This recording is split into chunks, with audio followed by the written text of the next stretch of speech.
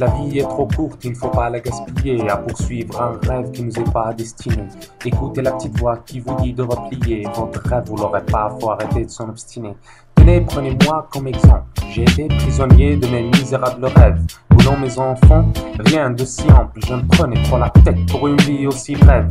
Alors j'ai tout laissé tomber, j'ai arrêté de me battre, j'ai beaucoup médité, j'ai consulté mes astres, j'ai parcouru le globe pour savoir mon avenir et donner ma fortune à ceux qui pouvaient le prédire. Y en a celles qui m'ont coûté bonbon.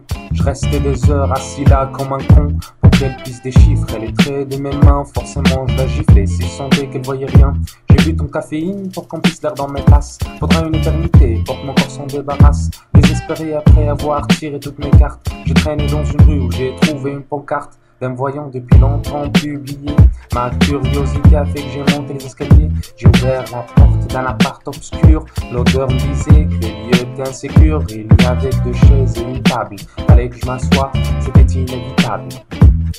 Un vieillard me souriait et me regardait d'un air bizarre et serein, comme s'il m'attendait. Je lui ai dit: j'en ai marre de rêver et l'attente est trop dure. Ça fait longtemps que ça dure, je veux savoir mon futur. Alors il prit un air grave et ferma les yeux, comme s'il allait entrer dans un état second. Après une minute, prit un air curieux, comme s'il voyait un truc de très étonnant.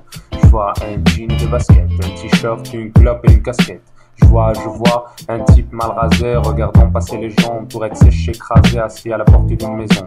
J'ai dit: excusez-moi, tout ça c'est vraiment bien, mais ce petit fantasme ne me servira en rien. Alors laissez-moi vous éclaircir sur ce que je veux exactement avant de vous voir partir sur un autre délire plus répugnant. Vous savez, contrairement à vous, j'ai fait des études, je suis maintenant au bout du précipice. C'est pourquoi je suis là, je suis hanté d'incertitude. Je ne sais pas quel secteur mériterait mes services.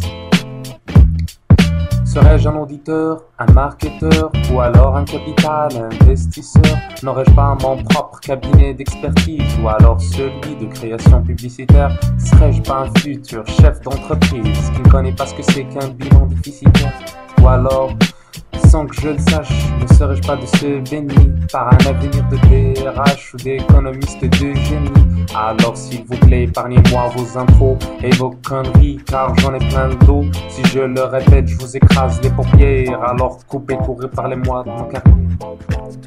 Il dit: écoute-moi bien fiston, si t'arrêtes pas de me parler de ce ton. C'est vrai que je suis vieux, mais de mon passé, de mon vécu, tu pourrais sortir de ce lieu plus beau magique dans le...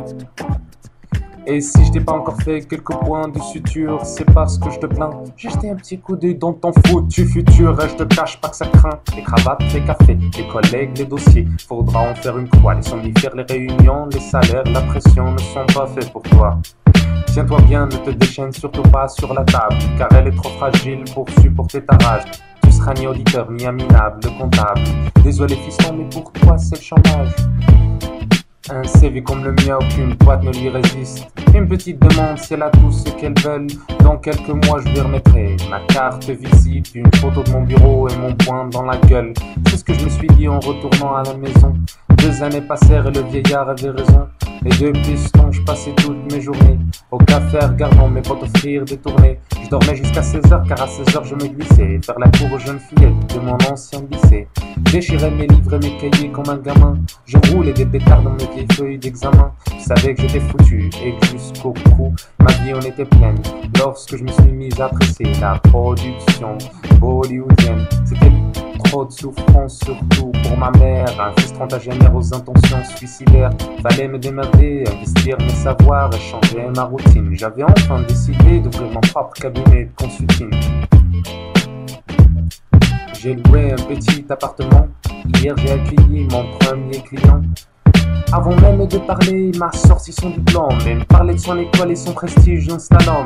M'avait demandé en quel secteur pouvait te travestir. Excusez-moi, je veux dire, en quel secteur fallait-il s'investir? J'ai pensé pendant un bref instant. Ensuite j'ai souri en le regardant. Puis j'ai pris un air sérieux. Ensuite j'ai fermé les yeux. Je vois un jean et de basket, un t-shirt, une clope et une casquette. Je vois un type mal rasé regardant passer les yeux.